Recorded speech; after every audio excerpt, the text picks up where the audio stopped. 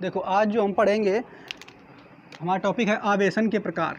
आवेशन का प्रकार का मतलब अभी कल हमने आपको बताया था, कल के वीडियो में, कि जो कोई भी आवेश है, मतलब आवेश उत्पन्न कैसे किया जाता है, तो उसके लिए हमने कई उदाहरण दिए थे। पहला एक उदाहरण दिया था कि जैसे कंघा है, उस कंघे को बालों से जब आप रगड़ोगे तो रगड़ने पे क्या है, आवेश उत्पन्न होता है, घर्षण होता है और आवेश उत्पन्न होता है। उसके अलावा एक और उदाहरण दिया था, बिल्ली की जो खाल होती है उसमें हम क्या करेंगे, एक एबोनेट की छड़ को अगर रगड़ते हैं तब भी वहाँ पे आवेश उत्पन्न हो जाता है, ठीक। लेकिन अब हम ये देखेंगे कि उनके अलावा आवेश उत्पन्न करने के और कितने तरीके हैं। तो आवेशन के यानी आवेश उत्पन्न करने के, आवेशन का मतलब क्या है, आवेश उत्पन्न करने के और कितने तरीके, यानी किसी चीज़ को अगर आवेशित करना है तो आवेशित करने के इस घर्षण के अलावा और कितने तरीके हैं। तो पहले हम घर्षण तो जान चुके हैं, उसको फिर से लिख दिया है, लेकिन देखेंगे कौन कौन तरीके हैं। तो पहला देखो, आवेशन के 3 तरीके हैं, एक घर्षण द्वारा आवेशन, ठीक, दूसरा कौन है, चालन द्वारा आवेशन, और तीसरा है प्रेरण द्वारा आवेशन। इन तीनों को समझ लेते हैं, कठिन नहीं, बिल्कुल भी आसान है ये है। तो घर्षण द्वारा आवेशन में तो आप जान ही चुके हो, जब 2 सतहों को आपस में रगड़ा जाता है तो इलेक्ट्रॉन क्या होता है, एक सतह से निकल करके दूसरे सतह में पहुंच जाते हैं, या एक वस्तु से निकल करके दूसरे वस्तु में पहुंच जाते हैं। जिससे निकलते हैं उस पर धन आवेश आ जाता है, और जिस पे जाते हैं इलेक्ट्रॉन उस पर ऋण आवेश आ जाता है। ये बताया था ना, देखो ये लिखा हुआ है कि इस प्रक्रिया में एक वस्तु को दूसरी वस्तु के साथ रगड़ा जाता है एवं एक वस्तु से दूसरी वस्तु में इलेक्ट्रॉनों का किसका स्थानांतरण होता है, इलेक्ट्रॉनों का स्थानांतरण होता है। जिस वस्तु से इलेक्ट्रॉन जाते हैं उस पर धनावेश, मान लो ये ए है और ये बी है, तो इससे इलेक्ट्रॉन इसमें अगर जा रहा है तो इस पर धनावेश आएगा और इस पर ऋणावेश, ठीक। उस वस्तु पर धनावेश तथा जिस वस्तु पर इलेक्ट्रॉन जाते हैं उस पर ऋणावेश आ जाते हैं। क्लियर? तो ये तो सिंपल है, इसको सभी जनरली जानते हैं। अब हम दूसरा देखेंगे, चालन द्वारा आवेशन। तो चालन क्या होता है, तो इसको समझते हैं अच्छे से। देखो जैसे हमारे पास 2 गोले हैं, मान लेते हैं, एक गोले का मतलब यहाँ हम कोई 2 वस्तु ले लेते हैं, ठीक है। जैसे एक ही गोला ले लिया, एक ये गोला है, और जो ये वाला गोला है ना, इसमें पहले से आवेश है, ये आवेशित गोला है। कैसा है ये गोला? आवेशित है, ठीक। चलो देख लेते हैं, मान लेते हैं ये आवेशित गोला है, ठीक। कोई भी आवेश हो सकता है, धनावेश या ऋणावेश, कोई भी, ठीक है। तो ये आवेशित गोला है। अब क्या करेंगे, एक दूसरा और गोला है, इसको लिख ले आप चाहो तो, आवेशित, ठीक।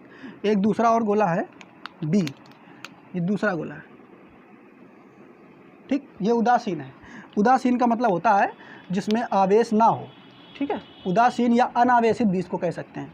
तो ये जो दूसरा वाला गोला है, ये कैसा है, उदासीन गोला है, या इसका दूसरा नाम भी हम कह सकते हैं अनावेशित गोला। कैसा है ये, अनावेशित या उदासीन। अब हम करेंगे क्या, मान लो अगर हम क्या करें, इस गोले को एक तार के द्वारा इसे जोड़ दें, ये आवेशित वाले गोले को एक तार के द्वारा उदासीन वाले गोले से जोड़ दें, तो होगा क्या, जो आवेश है वो आवेशित वाले गोले से अनावेशित वाले गोले की ओर जाने लगेगा। ये बिल्कुल उसी तरीके से होता है, जैसे आप ये समझिए, मान लो ये ऐसे होता है, जैसे यहाँ पे देखिए, एक ये टंकी है, ठीक, एक ये टंकी है, और इसमें क्या है, ये वाली टंकी फुल भरी हुई है पानी से, ये वाली टंकी फुल पानी से भरी हुई है, और वो वाली टंकी खाली है। अगर हम करें क्या, इन दोनों टंकियों को जोड़ दें, इन दोनों टंकियों को क्या करें, एक पाइपलाइन से जोड़ दें ऐसे, तो आपको क्या पता है कि पानी जो है इस खाली वाली टंकी से निकल करके बहने लगाएगा, इसमें जाने लगेगा, जाने लगेगा कि नहीं, और तब तक इसमें जाता रहेगा, तब तक जाता रहेगा जब तक दोनों टंकियों के तल ना बराबर हो जाएं। मतलब इससे पानी कम होगा, उसमें बढ़ेगा, तो इसका जब पानी घटेगा तो उसका बढ़ेगा। तो जब तक दोनों टंकियों के तल बराबर नहीं हो जाएंगे तब तक पानी इधर से इसमें जाता रहेगा। समझ पा रहे हो कि नहीं?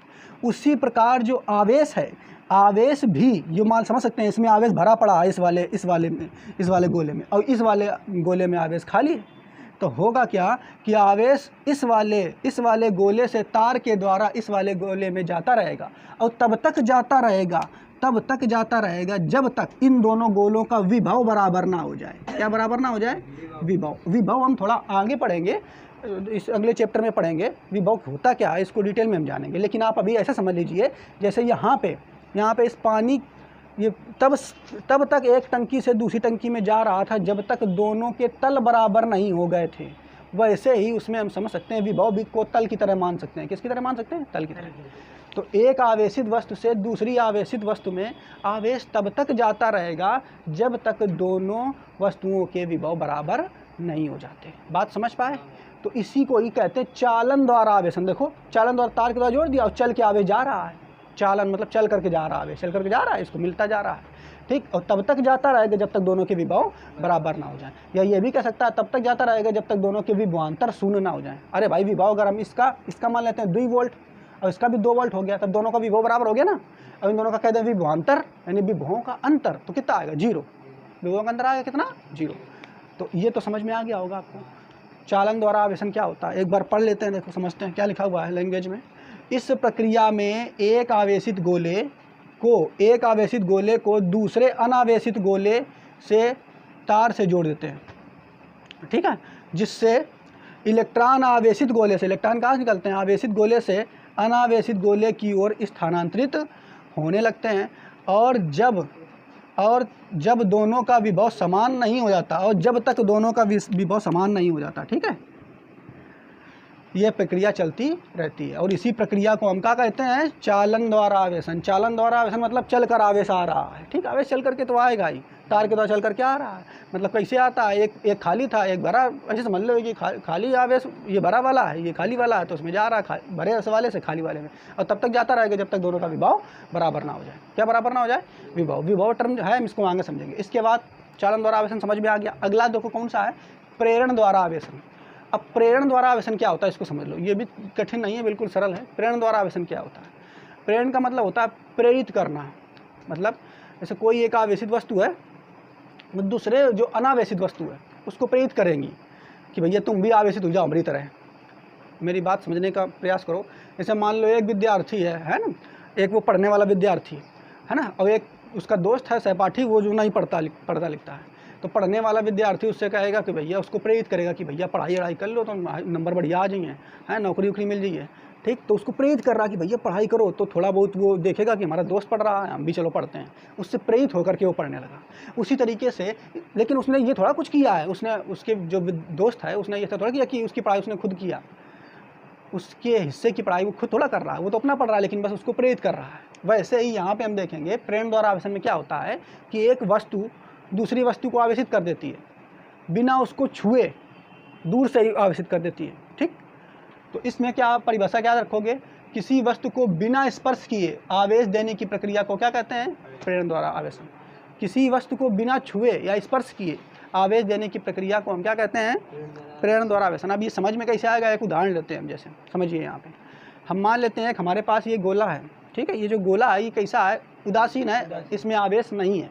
उदासीन का मतलब आप समझ जाओगे, आवेश नहीं। देखो उदासीन का मतलब ये होता है वास्तव में कि उसमें जितना धनावेश होता है उतना ऋणावेश, तो मतलब कुल मिला के आवेश शून्य होता है, ठीक है। समझ पा रहे हो कि नहीं। तो एक ये हमारे पास गोला है, इस पे आवेश नहीं है, अर्थात ये गोला उदासीन है। और इस गोले को हमने किया क्या है, एक विद्युत रोधी स्टैंड पर रख दिया। विद्युत रोधी स्टैंड का मतलब क्या होता है कि इसमें विद्युत धारा का प्रवाह नहीं हो सकता। तो ये विद्युत रोधी स्टैंड पर हमने इस गोले को रख दिया। अब करेंगे क्या, इस गोले के पास, और ये धातु का गोला है, ठीक है, उदासीन है, इस गोले के पास हम क्या करेंगे, एक धातु की छड़ ले जाएंगे जो कि पहले से कैसी है, धनावेशित। देखो धनावेश है ना, ये कैसी है, धनावेशित छड़ है, ठीक। अब देखो हम किसको ले जा रहे हैं, इस गोले के पास, इस जो कि उदासीन था, इसके पास एक कोई आवेश नहीं था। हम क्या करेंगे, एक धनावेशित छड़ ले जा रहे हैं।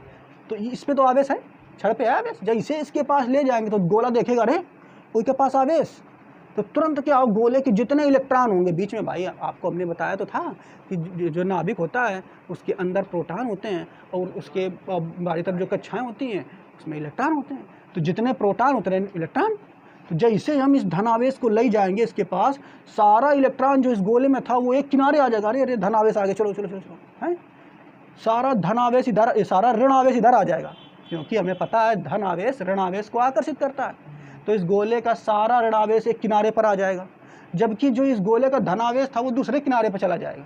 बात समझ पा रहे हो, ऋणावेश एक किनारे पर, धनावेश दूसरे किनारे पर।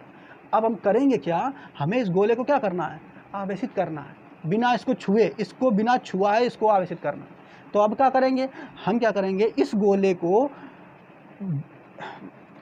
भूमि से संपर्क करा देंगे। किससे करा देंगे, भूमि से संपर्क। भूमि से मतलब भूमि के द्वारा, तार के द्वारा इस गोले को जोड़ देंगे। अरे घरों में देखा होगा अर्थिंग जिसे लेना कहते हैं, उसी तरीके से इसमें तार से भूमि को जोड़ देंगे, ठीक है।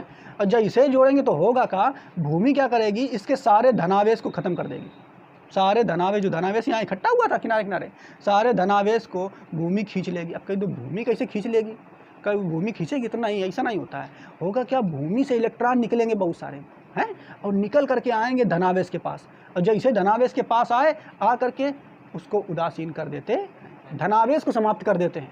अरे भाई ये समझिए, जैसे एक ये धनावेश यहाँ पर है और एक ये, अगर ये अकेले है तो इसका चारों तरफ प्रभाव होगा कि नहीं, और अगर इसी के पास एक ऋण आवेश आ गया तो ये क्या करेगा, इसके प्रभाव को समाप्त कर देगा कि नहीं। तो हमने क्या बताया, यहाँ पहले धनावेश था, जैसे ही भूमि से संपर्क कराया तो होगा का, तुरंत इलेक्ट्रॉन निकल करके आएंगे और इसके सब धनावेश को समाप्त कर देंगे। और जब धनावेश समाप्त तो सब बचेगा केवल क्या, ऋणावेश बचेगा, ऋणावेश केवल। अब क्या करेंगे, हम इसका कनेक्शन भूमि से काट देंगे। किसका काट देंगे, इस गोले का कनेक्शन भूमि से काट देंगे। और जब काट देंगे, अब इसको भी हटा देंगे। ये जो तुम्हारा ये लाए थे हम, किसको लाए थे, ये एक धातु की धनावेशित छड़ थी, इसको भी हटा देंगे। और जब हटा देंगे तो ये गोला तुम्हारा कैसा रह जाएगा, ऋणावेशित। बात समझ पा रहे हैं कि नहीं। तो देखा ना आपने कि हमने क्या किया, बस इसको लाई क्या है, इसको, और ये प्रेरित कर रहा, इसको गोले को प्रेरित कर रहा कि भैया तुम भी आवेशित हो जाओ मेरी तरह। हाँ, इस पर बस माइनस माइनस हो जाएगा और ये आवेशित हो जाएगा। तो ये देखो, इसको हमने कहीं स्पर्श कराया, टच कराया क्या, नहीं कराया। बिना टच कराए इस गोले को हमने क्या करा दिया, आवेशित करा दिया। तो भैया ये प्रेरण के द्वारा, ये घटना को हम क्या कहते हैं, प्रेरण द्वारा आवेशित। बात समझ पाए, पढ़ लेते हैं। देखो इसको क्या लिखा हुआ है, इसको परिभाषा तो पढ़ी ली है। लिखा हुआ है, एक उदासीन गोले को एक विद्युतरोधी स्टैंड पर लगाते हैं, ठीक। इसके बाद क्या कहते हैं, इस उदासीन गोले के पास एक धनावेशित धातु की छड़ ले आते हैं, धनावेशित धातु की छड़ ले आते हैं। गोले के सभी मुक्त इलेक्ट्रॉन छड़ के समीप आ जाते हैं। गोले के जितने मुक्त इलेक्ट्रॉन थे वो कहाँ आ जाते हैं, छड़ के पास आ जाते हैं। यह गोले के विद्युतरोधी स्टैंड के कारण बाहर नहीं जा सकते। अब ऐसा नहीं है कि ये इलेक्ट्रॉन जो है यहाँ से निकल करके बाहर चले जाए। यहाँ अगर स्टैंड है, ये चालक वाला होता, ठीक है, तो इलेक्ट्रॉन निकल करके नीचे आ जाते। तो इसीलिए स्टैंड हमने यहाँ पे लगाया है विद्युतरोधी, ठीक है। बता रहे हैं विद्युतरोधी स्टैंड इसीलिए हमने लगाया। अब क्या होगा, देखो आगे क्या करेंगे, इसको गोले को हम क्या कर देंगे, भूमि से संपर्क करा देंगे। लेकिन गोले को भूमि से संपर्क करा देते हैं, जिससे गोले का धनावेश समाप्त हो जाता है, ठीक। वास्तव में भूमि से और इलेक्ट्रॉन आकर धनावेश को समाप्त कर देते हैं, ये तो बता दिया। अब गोले का भूमि से संपर्क काट देते हैं, काट दिया, जिससे गोला ऋणावेशित हो जाता है। और इसी घटना को हम क्या कहते हैं, प्रेरण द्वारा आवेशन। तो प्रेरण द्वारा आवेशन में क्या होता है, हम किसी वस्तु को, ठीक है, आवेशित करते हैं बिना उसको टच कराए दूसरी वस्तु से, ठीक है। घर्षण द्वारा, रगड़ करके, चालन द्वारा क्या करते हैं, दो वस्तुओं को जोड़ करके। समझ पाए, क्लियर। तो आवेशन के तीनों टॉपिक हमारे समाप्त हो गए, आप इसको नोट कर लीजिए।